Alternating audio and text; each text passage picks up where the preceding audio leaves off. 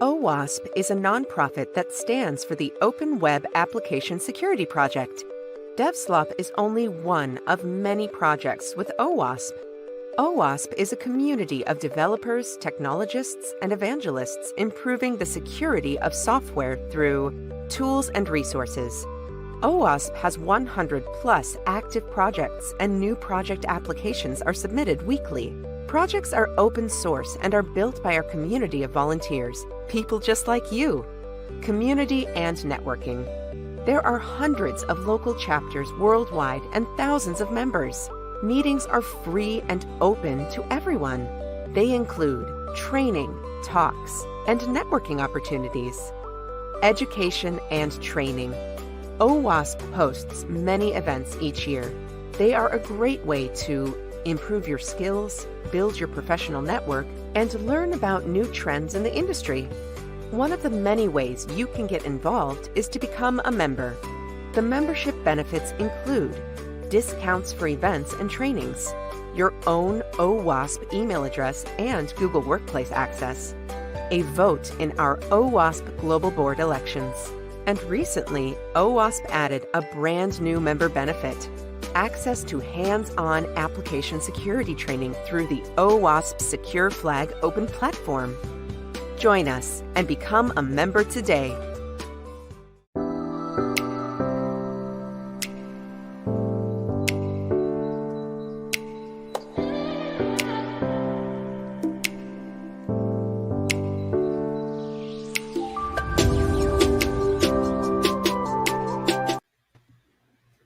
Good morning, everyone, and welcome to the OWASP DevSlop show. Today, we have a show, Occupy Babel, which is Langsec explained in a few slogans, with our guest, Meredith Patterson, the CEO of Special Circumstances.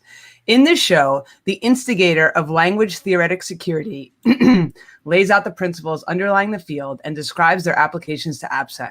Come for the knowledge, stay for the lulz. So before we introduce Meredith, I want to introduce my two co-hosts today. We have Mike and John. Hey guys, how's it going? Hello. Mike, you want to just introduce yourself briefly to the audience? Yeah, sure. So I'm a developer, work in the cybersecurity field in the Canadian federal government. I've sort of had a career sort of ping-ponging between development and security. And yeah, that's kind of how I got my intro to Langsec. Cool. Well, welcome. And John? Hey, I'm a AppSec engineer from OWASP and DEF CON, and really interested to hear from Meredith. Cool. All right. So Meredith is an American technologist, a science fiction writer, and a journalist. She has spoken at numerous industry conferences on a wide range of topics. She is also a blogger, a software developer, and a leading figure in the biopunk movement. Welcome, Meredith. Thank you. Cool. So just by way of quick background, I know language-theoretic security kind of has a reputation of being, very, very high theory. And, we do have an IEEE workshop, that's true. But but at the same time, I come from a pretty solid developer in the trenches background. I actually dropped out of the CS PhD to go work in Silicon Valley. And my most recent engineering job before I moved into management was actually at Nuance Communications, working on just a portion of one of their electronic health record product, the one that Microsoft just bought them for. And that was a really good lesson in just how much developers often don't get to see in large organizations. DevOps, on the other hand, has a broader perspective, and so I'm going to keep everything today, fairly high level, and in the spirit of things that can actually apply in practice. And please feel free to jump in at any time if you've got a question, an observation, anything. Cool. All right, I'm excited. All right. So, without further ado, full recognition before processing.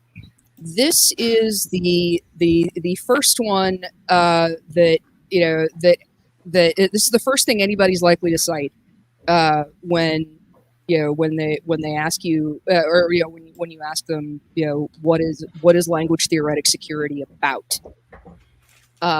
Informally, another way to rephrase this is, if the message doesn't make sense, how can you do what it says? And as a very real world example here, back in, I want to say like 2007, 2008, Zed Shaw wrote a web server called Mongrel, and he wrote the HTTP parser for it as just a single component in a state machine generator called Ragle. And one thing that he found out in practice was that attack traffic tends to be malformed. So if you have a lightweight parsing component that will reject malformed HTTP requests, malformed according to what the spec says is correct versus not. Turns out this actually saves you a lot of compute as well, because you're not spending time trying to process a request that was never even valid in the first place. So you could just toss out things that look malformed immediately, right? And yes. Not even try to write some sort of gigantic, allow deny list to deal with something like that. Right. Yeah. Like instead of doing that, you can, instead of trying to maintain some kind of, complicated blacklist, whitelist solution, then yeah. Excuse me. So like one thing that Zed actually tested out was that so he took the mongrel parser and threw it in front of Apache, and then put up a bare Apache server next to it, and then just sort of let the internet have at it for a while. Just random adversarial traffic, and the lightweight, the shim, the little HTTP parser sitting in front of Apache blocked like 80% of the attack traffic. I was a Ruby developer years ago during that time, and I remember Mongrel suddenly kind of coming out of nowhere, and everybody started using it and realizing that the quality of that parser was like such a key piece of kind of the adoption of that. It made it into like every other Ruby web server, like Unicorn. And, yeah. And I think it's even sort of continued on and been used in other web servers, hasn't it? Probably, because Ragel is, I think it generates C++ actually. Okay. Yeah, so, it had a great reputation in the Ruby community and traveled like wildfire. So. Yeah.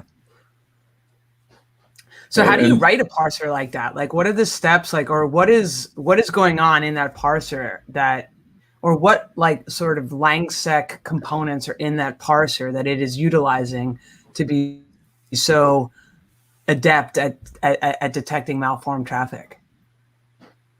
How does it work? So I got an AppSec solution. OWASP has an input sanitizer library that everyone should be using and nobody is using. That like you should do input sanitization before it hits the JSON parser, and it's exactly the shim. And we have it for every language. But go on, Meredith. Sorry for jumping on it. Oh no, that's I didn't actually know about that. So that's actually a great data point. What I was gonna say to answer your question, Nikki, is so Zed sat down with the HTTP RFC as it stood at the time, and so generated code tends to be generated from a declarative specification, right?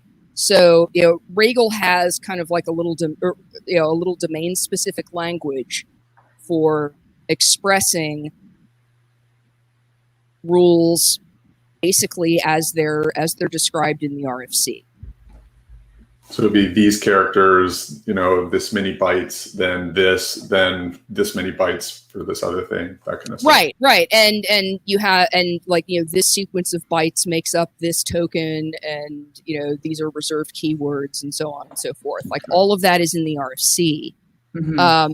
And like Ragel is actually intended for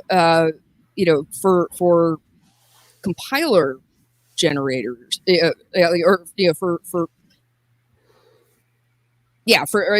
for generating compiler front ends, basically. But there's no reason why you couldn't use it in a messaging front end. So when you were saying that he did a sort of side-by-side comparison of kind of the inputs hitting Apache, so these HTTP requests coming in and then getting forwarded onto probably whatever Ruby app is behind it. How is something like Apache built if it wasn't following this approach? So I have not actually looked at how Apache does it, but one day I did go and take a look at how Nginx does it. Okay. And the answer to how Nginx does it is they hand-rolled themselves a parser. Nginx's HTTP parser, it turns out you can abstract it away from like the rest of the rest of the binary, with some work. But the parser itself is basically a ginormous switch statement. Okay.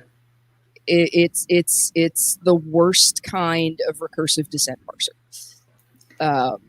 So is this the idea then that like if you're working off the RFC and using like this sort of formal language and parsing in that way, like the idea is you're going to have something that's far more complete, far more sort of authoritative, and catch a lot of the mistakes that you would otherwise miss as like cases in your switch statement or something. Right. Yeah. And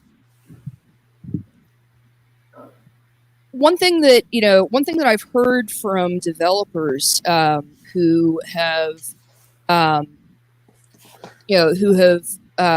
used,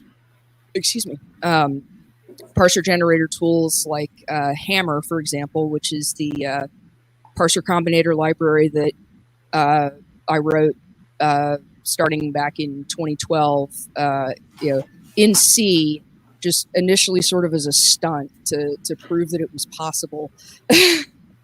And then like DARPA funded us to add bindings for a whole bunch of different languages and add a whole bunch of different backends. And so now it's kind of like the all singing, all dancing, all the language bindings parser combinator library.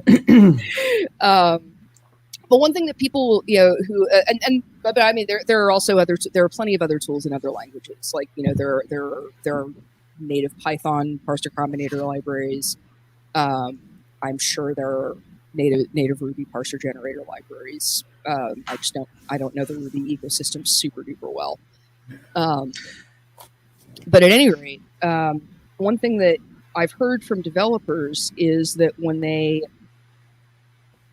write code, specifically, input handling code in a parser generator style, whether that's with combinators or with a strictly declarative tool like such as Regal, they find that the code ends up looking like the looking like the rules in the RFC. Okay. So and in the case whereas with the giant switch statement, the way the code looks is very, very decoupled from what you see in the RFC. Mm-hmm. Okay. And sort of looping back to it's easier to check your work. Okay. In the switch statement? or the which one's good? It's easier to check your work if you use a declarative style. And where that intersects with the sort of full recognition before processing stuff, like when you're kind of working in this way, like generating your stuff from this kind of Regal, I guess, following this language specification, where does this moment happen where you're starting to process bits of the message before you fully recognize it? Oh gosh, so like that's been the root cause of loads and loads and loads of exciting bugs. I mean, Heartbleed, for example. Okay. Heartbleed was absolutely they should have tried to fully recognize this before processing it. Because what was happening was that it was that the packet was causing like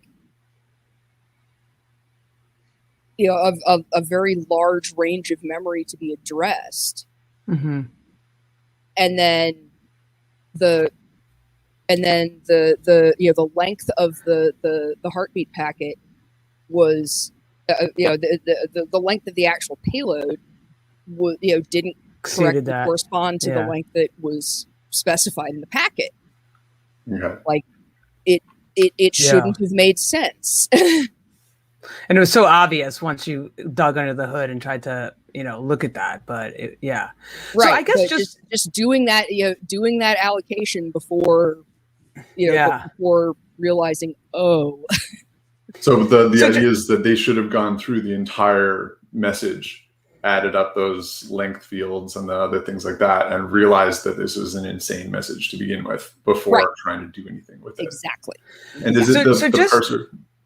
Oh, sorry. Ahead, Just to like level set, let's just pretend somebody has zero knowledge of Langsec, and we're talking about all the great things Langsec can do, or really aligning to like an RFC and getting ahead of, sort of instead of chasing input, like sort of defining it out of the gate. Can you just kind of go over like at a high level, like what is Langsec? What does it claim to be really good at? Let's just start there for a second. We're really good at catching input handling vulnerabilities. All right. And that sounds like a big problem in AppSec. Yeah, like for the last 10 years, like every year it's been anywhere between like 7 and 9 of the OWASP top 10 are input handling bugs. Right.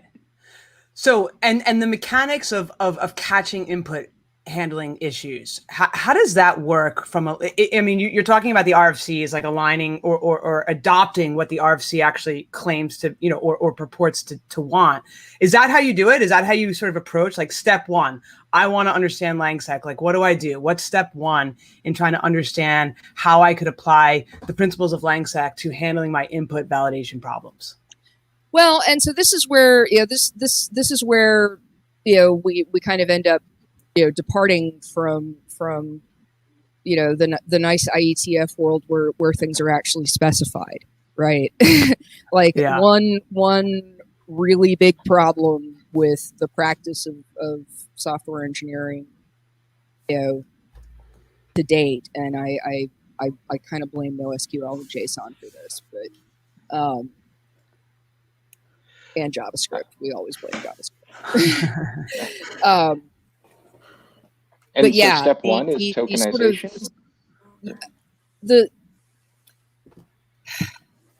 basically the lack of structure that is that can be very powerful also ends up leading to under documentation, and that gets dangerous, particularly like when something like when something that one side of a communication is sending like changes in some way, and downstream like never gets a notice of that.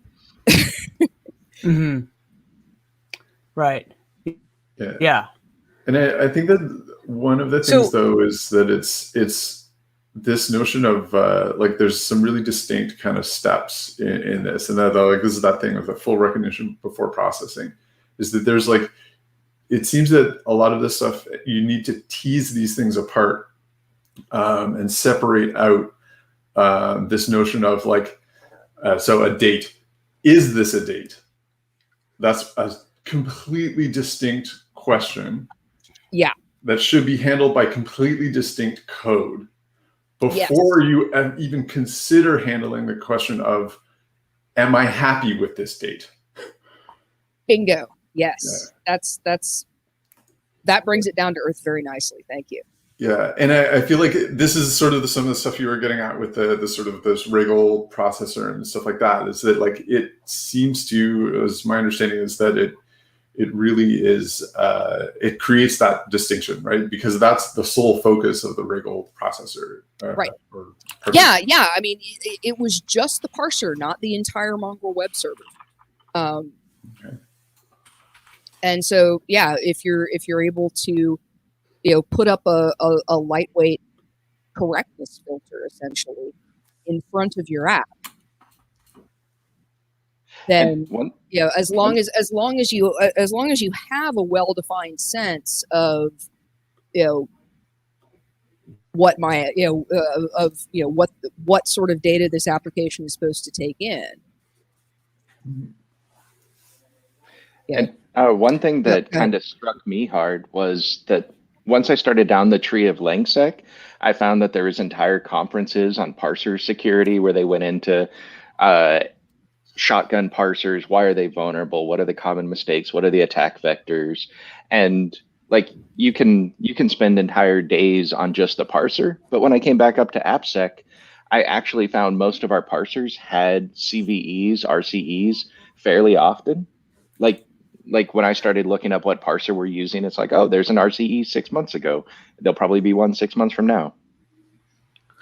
Well, yeah, so that's a good point, John. So like we're talking a lot about web, parsing web, HTTP kind of processing. What about other types of parsing? Like if you're going to parse a JPEG or an XML file, I mean, computers parse things all day long. Does Langsec have, is this applicable in other contexts around parsing different types of things? Yes. So, HTTP, as you point out, is character oriented, which is the same way that, compilers are. And like Ragle, is not Ragle is not designed to deal with binary data. It's character oriented. Sure. Same is true for most of your regex engines. However, Hammer, the parser combinator library that I mentioned earlier, is actually binary oriented. And I'm not remembering any of the names right now, and I feel really bad about that. But there have definitely been other binary oriented parser generators that have popped up. Nom maybe in Rust. Nom is maybe. I was gonna say I think Nom is character oriented, but I might actually be wrong about that. Okay. So there are engines that could parse PDFs and all sorts of other arbitrary non-character text data that we are apply. Actually working on a PDF parser in Hammer. Wow, that sounds like a lot of work. Yeah. Isn't the PDF spec like? Yeah, no, it's bad, but no. DARPA has a program going called SafeDocs, which is all about document security, and PDF was the kind of the flagship target. It's expanded to include other data formats, many of them just ones that PDF is able to include, like TT, like TrueType fonts or JPEGs or whatever. Well, and so one of the things you've mentioned the term parser combinators a bunch of times, and that my understanding of this is that it's essentially building a toolkit so you can easily kind of build more complex parsers out of the Lego blocks these combinators. Right. provide. Yes, exactly. So it's aimed at making that a simpler, more achievable goal. Is that true? Yeah, the goal with really any parser generator library is well, okay. Really the only distinction that I draw between between parser combinators versus declarative generators is, do you like writing statements or do you like writing things that look like code? And that's really kind of a matter of taste. I've been going the other way of spreading the blocks throughout the system. So like on your edge node, you can say, we don't want a PDF or a JPEG more than a megabyte, certainly not a gigabyte. And so you can do like size limitation on the payload. And then deep in your business logic, you can say, we only want positive numbers. Like no matter what happens, this has to be positive. And kind of spreading those building blocks, Lego blocks throughout at each step and kind of treating them as discrete per what the layer cares about. I don't know. Yeah, no, I mean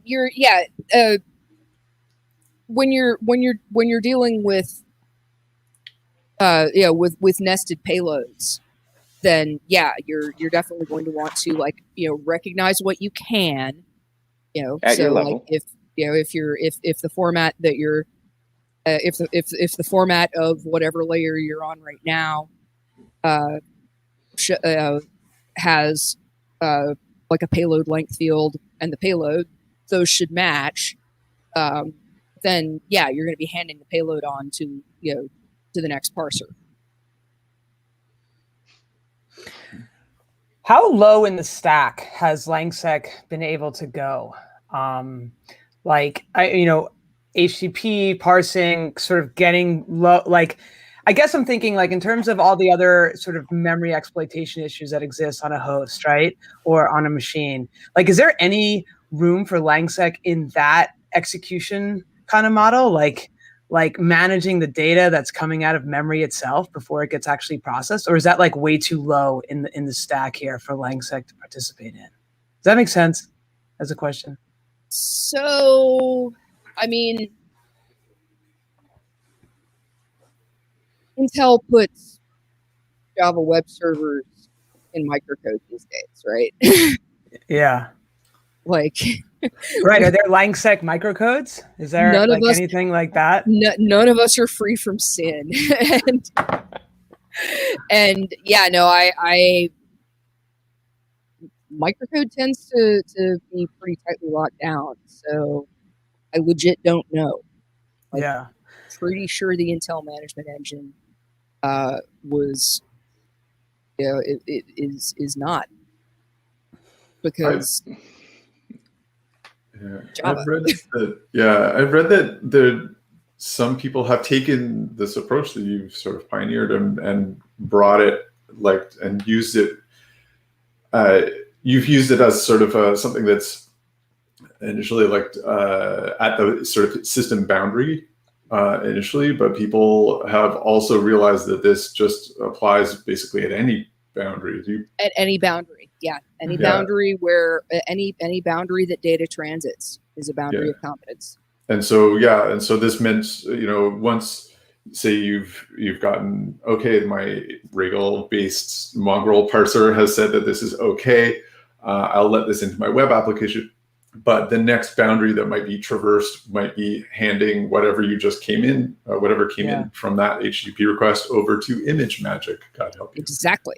So there's all of this stuff applies. Again. Hey, image magic has it's a lot of parsing going on in there. You almost feel bad for it. It's got a lot of work to do. But... well, intrusion detection systems as well. Right. Firewalls. Parser bonanza in there. So yeah, totally. All right. So, following on from the principle of full recognition before processing is reducing the required, reducing the necessary power of your recognizers. Like I was saying earlier, one of the really key advantages of the mongrel parser was that it could be applied on its own, and it was it was also a gatekeeper for for compute expense. Like there's been a lot. Typically, when there's like discussions on Reddit of Langsec talks, people tend to rat hole in these extremely theoretical discussions about regular versus context free versus context sensitive, and somebody always has to be a smartass about since there's a finite number of atoms in a computer, it's really a finite state machine. No. On a practical matter, what you care about is how much you are spending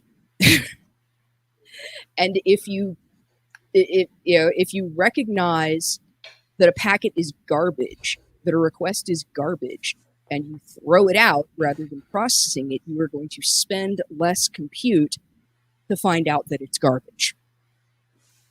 Because if you stupidly process, if you stupidly divert all of your all of your requests directly into your processing pipeline, you will find out in the end that many of them are garbage. But how much are you going to spend before you find out that they're garbage? What are things that would like increase the amount of computing power that would be required to make those determinations? This is, I think, where you get into sort of this notion of like Turing completeness and things. Well, like that. yeah, and that's kind of what I focused on in the first several talks that I gave. But over time, I have come to kind of almost the inverse position. I don't care so much about the code that you use to express the grammar of the data that you're going to process. What's important is the data that you're going to is the data that you're going to process going to be complex or complicated? Okay. Because like if your data is simple, right? Something that you can just easily recognize with a regular expression, for example, then you don't really have to worry about it. If your data is complex, for example, if there's nesting, if there's if there's relationships like the canonical length field payload relationship, that's more complex and requires additional features in your parser generator toolkit to be able to recognize. But it's a far sight better than complicated, which is where you have cross-layer payload length field dependencies, which I've seen in the wild. Okay. And this would be the kind of thing that would invite programmers to like violate that first rule, right? Of fully recognizing before. Yeah. I mean, if you're foisting, if the data that that you're forcing your code to deal with is designed, is laid out in a complicated way, then you're damaging your own chances to be able to recognize it fully. And if you kind of force the narrative of every time we add more complexity in our parser and we become more secure in this way, we become more vulnerable to DDoS attacks. And the security control can actually hurt you. And kind of playing the narrative, how are we going to reject a packet as quickly, as cheaply as possible, as far on the edge node as possible, and resist a DDoS attacking? Just kind of playing that game of... Yeah, exactly. Yeah, I mean, I hadn't even I hadn't even put the game theory hat on for that one yet, but you're absolutely right. And I think the exact same logic applies to ransomware. Go ransomware. I mean thwarting ransomware, not launching it. Both sides. DEF CON OWASP.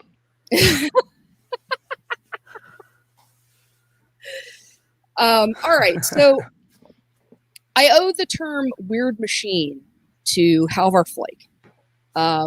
And what Halvar means by a weird machine is basically, any functionality of deployed software that ends up surprising the developer.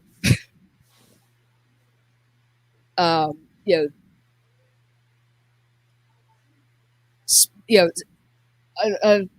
a surprising example of weird machines in the real world is actually in speed running. Like you see a lot of like Nintendo speedrunners starting the game in a in the emulator in a state that it would never actually that it would never actually get into in the real game. Like it's a glitch state basically. And in practice, exploits are weird machines. They are weird programs for the computational substrate that you deploy. I've heard recently that TypeScript's type system is actually Turing complete. Oh dear. And yeah, one of my favorite kind of things is hearing that things are accidentally Turing complete, which seems to happen a disconcerting amount of the time. Shout out to Gwern, who maintains an incredible list of accidentally Turing complete things. I believe the Pokemon trading card game is one of them. Okay. Wow. And I think this is one of the things that I've sort of gotten from your work is that this happens like a lot in a distressingly sort of natural, like slippery slope kind of way. Oh yeah. No, I mean like the C++ type system has been Turing complete since the 90s, and you're really only limited by your stack depth. And when I had years ago, I had this moment sort of working in security where I found some vulnerability or whatever in the thing, like, well, Nessa says it's bad, it's remote code execution. I said this, and I remember super clearly they're looking at their face and seeing that it was just blank, zero impact on no, but remote code execution, right? And I feel a little bit like with the Langsec stuff that it's almost the same kind of thing where when you're talking weird machines and some of the stuff like Turing completeness and we sort of throw out this thing like, oh, something is Turing complete.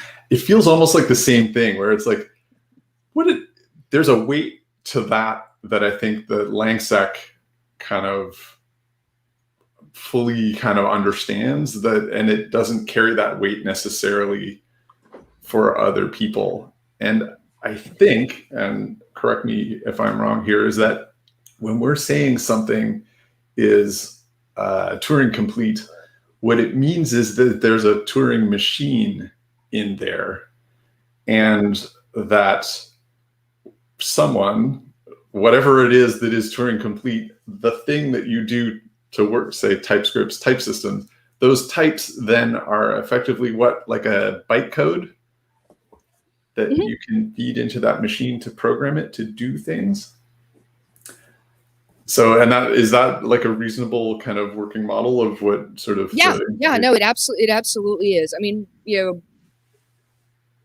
I don't know if bytecode is the word I would necessarily pick, but I also don't know enough about how JavaScript works under the hood. I don't even know what you would call the C++ template metaprogramming. An emergent language or an emergent bytecode? Oh, it definitely is. But yeah, it's you can reduce it to halting. I would be willing to bet someone has at least taken a stab at reducing TypeScript to halting. And on the AppSec side, we can tie entire classes of vulnerabilities to Turing complete. And if you can weed out Turing complete, you can weed out classes of vulnerabilities. So are there any good examples that you could think of this being used in real life in any AppSec context? It's like, I don't know, small parsing components of a larger web app, or things that are implemented in frameworks that we all commonly consume, like you had mentioned with in our Ruby example earlier? Are there other examples? So I guess the answer is yes, but they're not super visible. Like, I get developers coming up to me at conferences all the time, like, telling me stories about, how they've, how they've applied these principles in their org. They've identified boundaries of competence. They've looked at, what language is being spoken across each of those boundaries. They've made recommendations to rein in the complicatedness of data formats. But unfortunately, it's all internal, and they can't talk about it publicly, and that sucks. Sure. I have one example. Go for it. Oh yeah, the first one that really caught me and kind of drug me kicking into Langsec was why XML is more vulnerable than JSON. Like, as an AppSec engineer, I know this to be true, that XML is more vulnerable. But if a developer said why in AppSec, I'm like, because it's more complex. Like, I would just make it up. Langsec kind of answers that question with like a definitive XML is Turing complete. And then it's like, okay, why is it Turing complete? It's Turing complete because XML has recursion, it has state, and JSON does not. So you can't form this Turing completeness based upon the JSON, as you would say, substrate, but JSON. And that now I had a why is XML more vulnerable than JSON. And now I had a why developers need to not. And then I knew I could write an exploit against XML of crashing the stack, like a too deep of a state or recursion. It was a good day when they pulled XSLT out of the browsers. Right? I did some terrible things with XSLT back in the day. I'd also add on sort of one of the things that I think has been kind of a point of fascination for me is when building is really that looking into the GraphQL stuff and realizing that a lot of the patterns that I remember reading, like Meredith's papers and the descriptions of like the recognizer pattern and the transducer pattern and some of these other things, the unparser, and seeing these patterns implemented in GraphQL and realizing that GraphQL, there's a specification, it is a formal language, there is an appropriate parser that is dedicated to parsing instances of that language, and to realize that these patterns have made their way into some of these other things. That's really good to hear. I'm very reassured by that. It is, and it was a neat moment for me because it kind of unified these two things, like the stuff that I've been seeing you talk about in a lot of your talks and reading your academic papers and stuff like that, and realizing like, oh, this is what she was talking about the whole time. This is great. Like, it's broader applications, but to see this, at least for me as someone who spent a lot of time building kind of web servers and APIs and stuff like that was a really neat moment for me to realize like all these pieces kind of came together. So maybe you have that, Wriggle parser as the first line of defense that checks that, like, yeah, this is a valid HTTP request, but then what's in that HTTP request also has, like, what is it? So now it's coming to you in the form of a formal language. Right. And, a lot of, like, especially government data formats, like, anything that's coming out of, like, the NIH, I probably can't go into a whole lot of detail, but, when I was working at Nuance, we did have to, like, just ingest, basically various coding systems Formats. that like the World Health Organization and the NIH put out. HL7 probably. Yeah. Yeah, and there's and there's a specification for that, right? Like, it's offset based and terrible. Mm-hmm. Yeah. It's so great. but I when that came up in stand up for someone to take, I was like, I'll take that, and I'm writing it in Antler. Okay. So this was we were using Java internally. And it can be applied on the Black Hat side, where if like the GraphQL example, that there's state and recursion, there's certain vulnerabilities that you can drive on.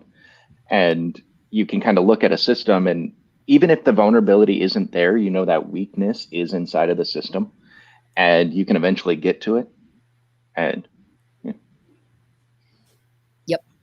Yeah, Taylor Hornby tweeted years ago, and I keep quoting it over like practically every talk I give.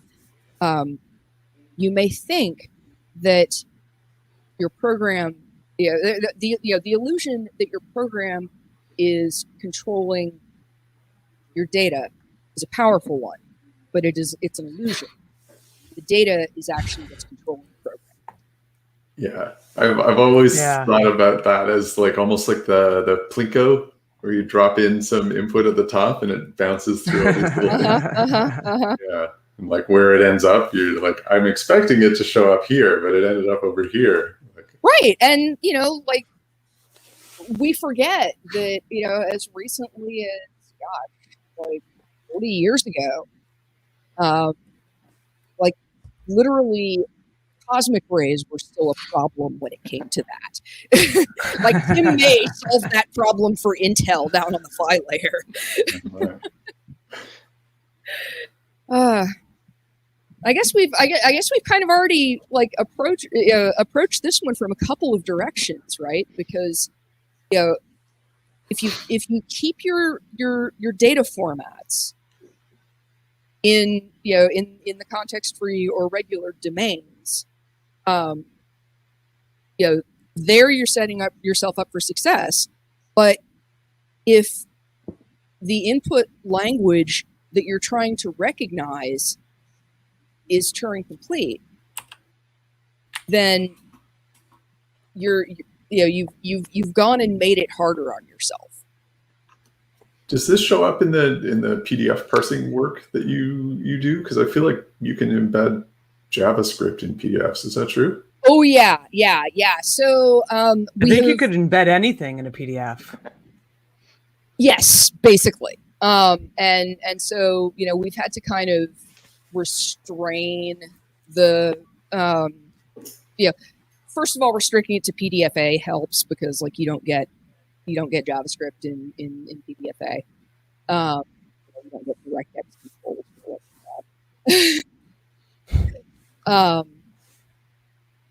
Yeah. So there's actually a representative from the PDF Association, Australian guy named Peter Wyatt, who is involved with the SafeDocs project, and like he's been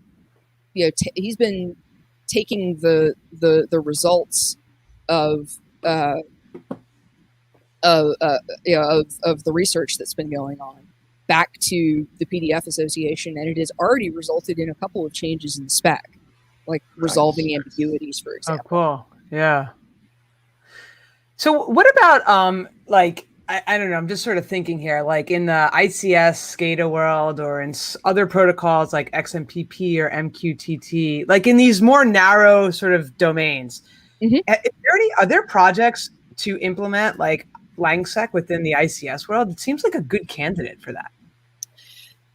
So or am I misunderstanding? I brought up DNP3 earlier.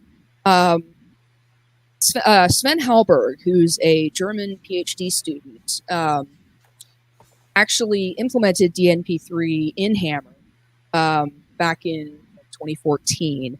We actually had to add a symbol table to Hammer because of it. because it's a terrible protocol that, among other things, has like cross-layer data dependencies. Like it's got like different layers of protocol, and like there's a length field in the second layer that controls the length. It was designed by committee, but yeah, complicated beyond complicated. I know that Adam Crane, the OpenDNP3 guy, is very Langsec aware, and he's definitely been applying those insights to his C++ implementation.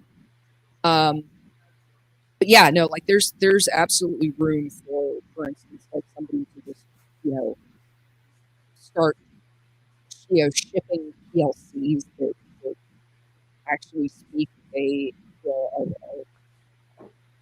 validated of Modbus or whatever.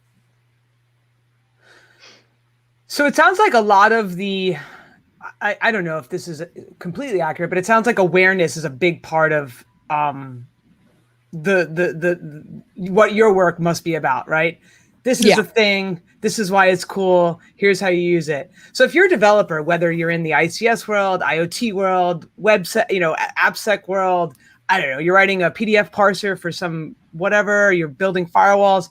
How do you where do you normally and typically direct developers to really, really deeply understand like implementing Langsec in their world? Well, I don't know why John's laughing, but maybe this is a dumb question. It's actually very well timed because it brings me to our last point, which is, Mike and I were talking about boundaries of competence earlier. Both sides of the communication, both endpoints need to be speaking the same language. And if they speak different dialects of the same language, sometimes there can be confusion. And that's actually a very, very fertile soil for attacks. If you look at the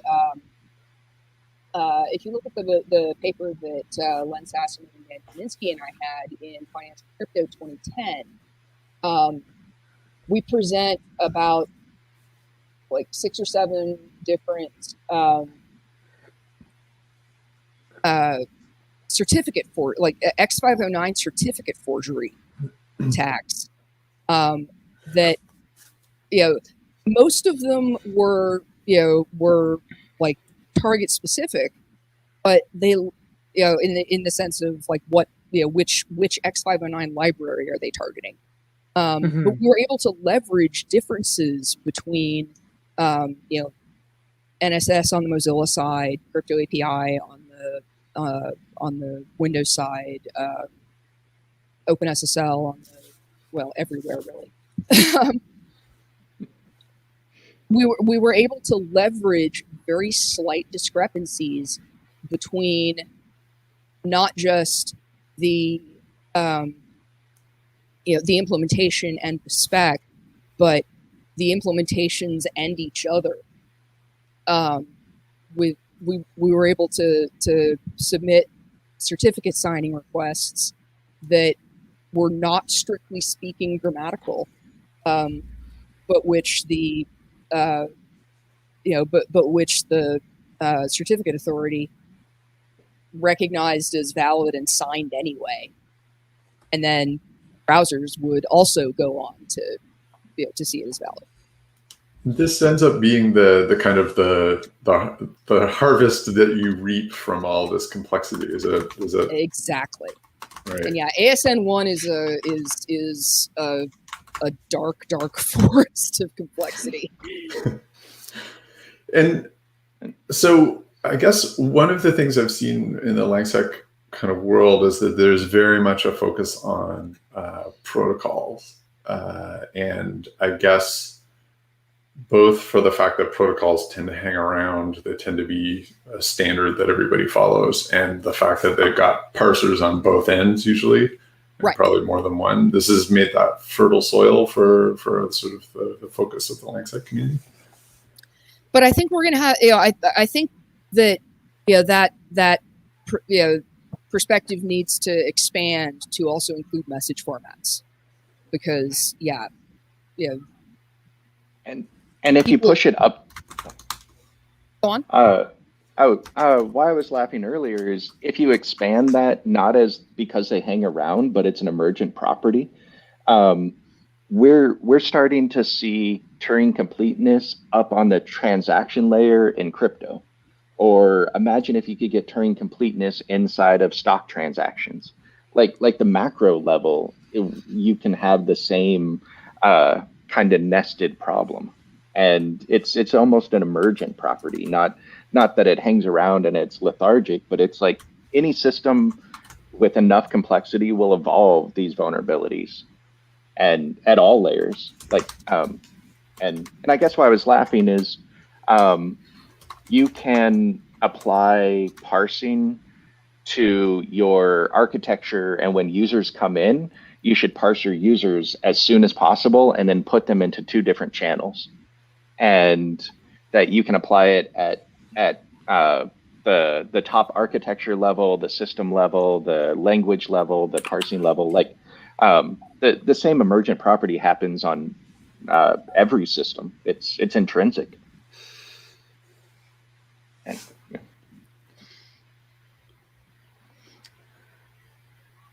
Cool. Yeah.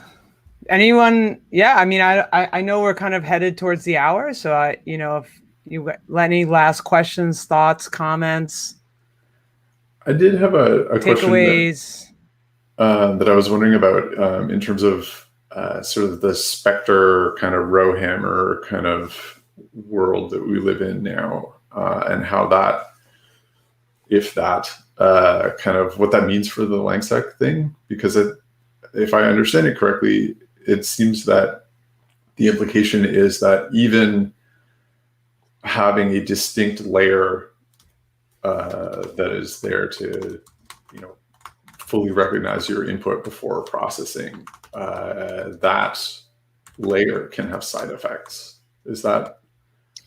I mean, I think speculative execution was a mistake.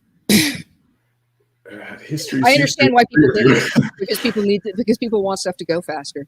But yeah, no. I've said this elsewhere.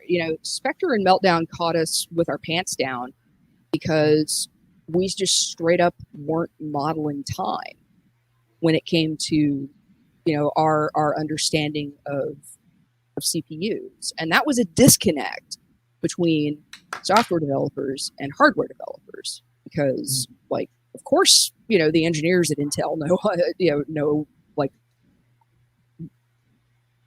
what they're putting into their silicon. They have very extensive hardware verification suites to make sure of that. But software developers and OS developers weren't thinking about, well, okay, what does this mean in terms of how we have to threat model?